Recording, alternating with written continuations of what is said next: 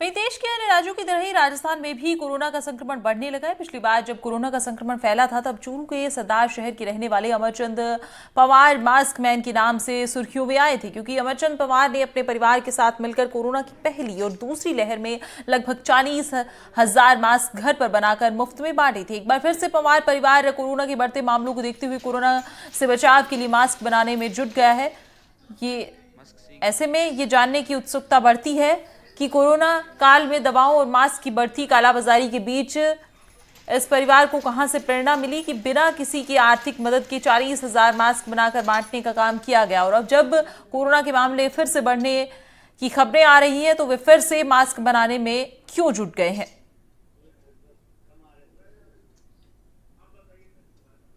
इसमें एक बार फिर से कोरोना ने अपनी दस्तक दे दी है। राजस्थान के अंदर भी कोरोना के मरीज हैं वो मिलने शुरू हो चुके हैं। ऐसे में जो प्रशासन है, चिकित्सा विभाग है, वो अलर्ट पर है और अपनी नज़र बनाए हुए, क्योंकि राजस्थान के अंदर भी अब कोरोना के केसेज है वो सामने आ चुके हैं। ऐसे में लोग हैं वो भी सतर्कता बरत रहे हैं।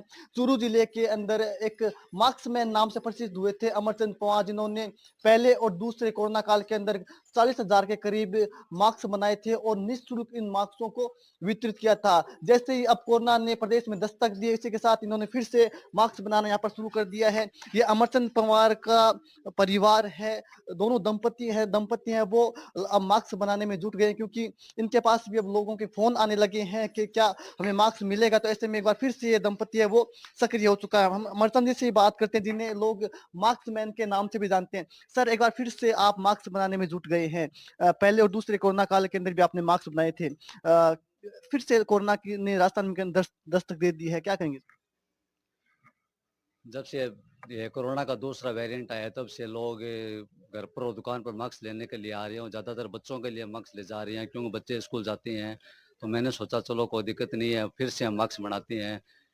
हम देश और दुनिया के लोगों के लिए कुछ काम आ सके, ये हमारे लिए एक बहुत बड़ी खुशी की बात है।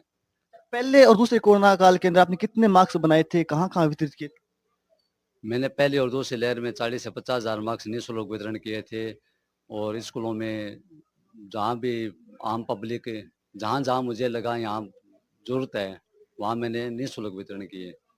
जिस कोरोना का पहला दौर शुरू हुआ था, उस समय हज़ारों हज़ार लोगों की जान चली गई और काफ़ी दहशत थी, काफ़ी डर था लोगों में। ऐसे में आपके मन में ख़्याल कहाँ से आया कि मुझे मास्क बनाना चाहिए, जब हर कोई अपने घर में था, हर कोई घरों में कैद था तब? उस वक़्त ₹2 के मास्क की कीमत ₹50 हो रही थी मार्केट में, तो मैंने सोचा कि चलो मैं ट्राई करता हूँ, तो मैंने एक सैंपल के तौर पर एक मास्क बनाया और पहना के दिखाया। वो मास्क एकदम परफेक्ट, लोगों ने तारीफ़ भी की। तब मैंने सोचा कि चलो ठीक है, मैं मास्क बनाता हूँ, ये जो कालाबाज़ारी हो रही है उसको ख़त्म करता हूँ। तो मैंने घर पर रहकर मास्क बनाने शुरू किए और कालाबाज़ारी को जहाँ तक संभव हो सका मैंने ख़त्म करने की कोशिश की और आम आदमी तक मैंने मास्क पहुँचाने की कोशिश की। अब पैसे कहाँ से आए? क्योंकि पैसे भी लगे होंगे ऐसे में, आपकी इतनी कोई बहुत ज़्यादा सैलरी नहीं है शायद आपकी। पैसे कहाँ से आए? मैंने आम पब्लिक से कोई पैसा नहीं लिया, मैंने ब्याज पर उठाए, जैसे-तैसे कुछ पैसे घर पर थे।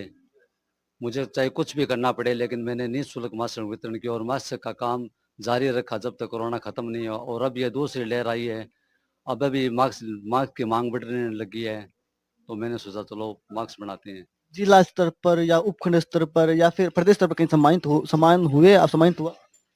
मैंने सम्मानित होने के लिए काम नहीं किया है, मैंने आत्म संतुष्टि के लिए काम किया है। ये मेरी ये सोच है कि चलो देश और दुनिया के कुछ काम आए, ये मेरे लिए बहुत बड़ी बात है। ये अमरचंद जी थे जिन्होंने कोरोना काल के अंदर काफ़ी काम किया।